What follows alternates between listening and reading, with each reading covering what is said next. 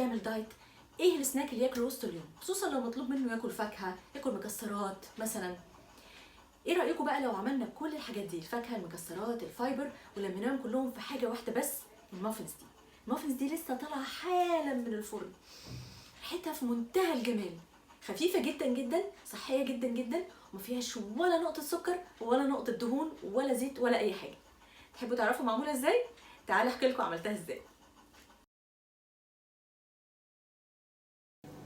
عشان نعمل مافن التمر انا اخترت تمر طري. التمر الطري ده موجود في السوق، ده تمر حلو قوي من اسوان، تمر طري جدا. لو هتستعملوا تمر ناشف يبقى تنقعوه الاول في حبه ميه سخنين.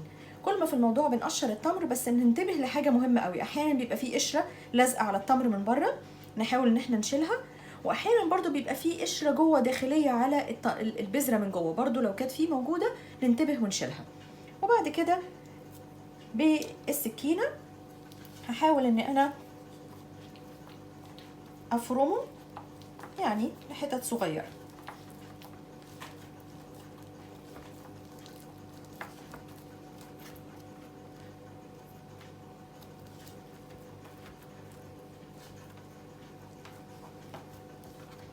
لو عايزين تعملوا ده في الفود بروسيسور ممكن، بس يعني مش لازم نوسخ حاجات كتيره، الموضوع كله هيبقى بيتضرب بالايد، فمفيش داعي ان احنا نوسخ المكنه. كده تقريبا هي التمر كده حلو قوي وبقى جاهز، نخليه كده على جنب لحد لما نشوف بقيه المكونات. عندي هنا كوبايتين من دقيق الشوفان. دقيق الشوفان دلوقتي انا لقيته موجود في السوق الحقيقه، وماركه مصري لطيفه جدا. طب لو مش موجود هجيب الشوفان العادي وهطحنه كويس، وممكن لو اتبقى ان هو مش مطحون جامد قوي مش مشكله. هنضيف على الشوفان حبه ملح صغيرين، نص معلقه بيكربونات الصودا حوالي نص معلقه، معلقتين صغيرين من بيكنج باودر، هنقلبهم، وهنحط كمان معلقتين صغيرين من القرفة.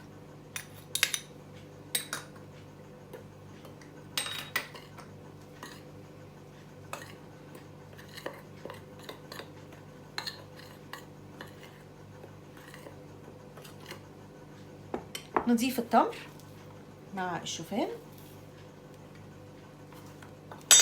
ونحاول كده ان احنا ايه نفرطه بايدينا عشان ما يبقاش كتله، لان هو طبعا طري فهيعجن كده في ايدينا. نحاول ان احنا نخلي التمر كله ماسك في الشوفان عشان كمان ما يسقطش في العجينه من تحت. انتوا عارفين لو حابين نستخدم مكسرات او اي حاجه في عجينه كيكه او في كب كيك او في مافن او اي حاجه، يستحسن ان احنا نديها كوتنج من الدقيق او نخليها تلتزق بالدقيق شويه عشان ما تسقطش اثناء السوى.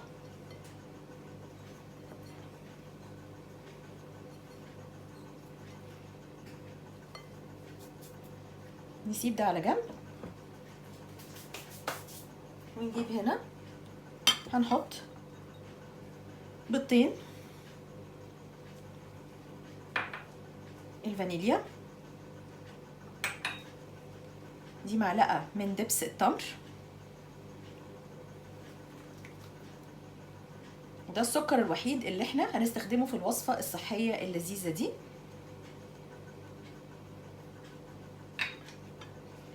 هنحط هنا بشر برتقال الاول،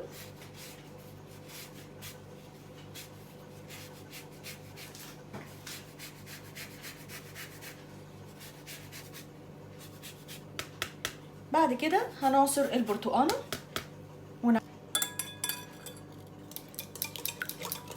هنحط عصير البرتقان حوالي نص كوبايه، برتقانه كبيره ما شاء الله.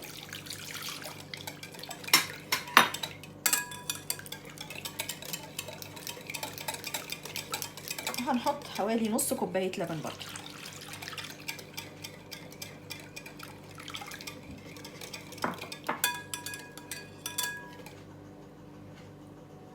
هنضيف بقى الدقيق اللي مع التمر، دقيق الشوفان يعني، ونخلط.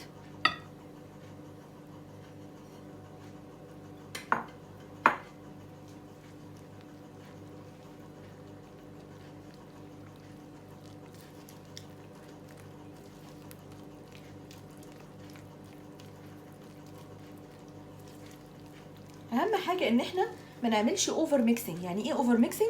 يعني ما نخلطش جامد قوي، يعني ما امسكش مثلا المضرب السلك، لا، زي ما انا بالمعلقه كده عادي بقلب واجيب من تحت لفوق عشان اضمن ان كل حبات الدقيق وكل ذرات الدقيق اتشربت بالسائل، ما يبقاش باين اي دقيق، بس مجرد بالمعلقه كده. طبعا الفرن مسخنينه 180. هنحط بقى العجينه.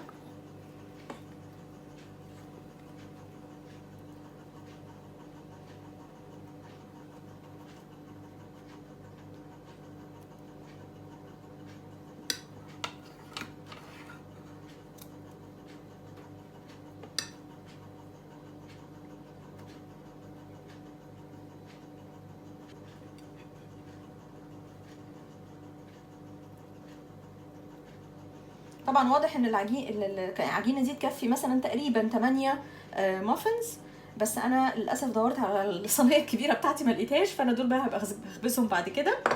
على الوش بقى هحط ايه؟ شويه لوز كده مكسر.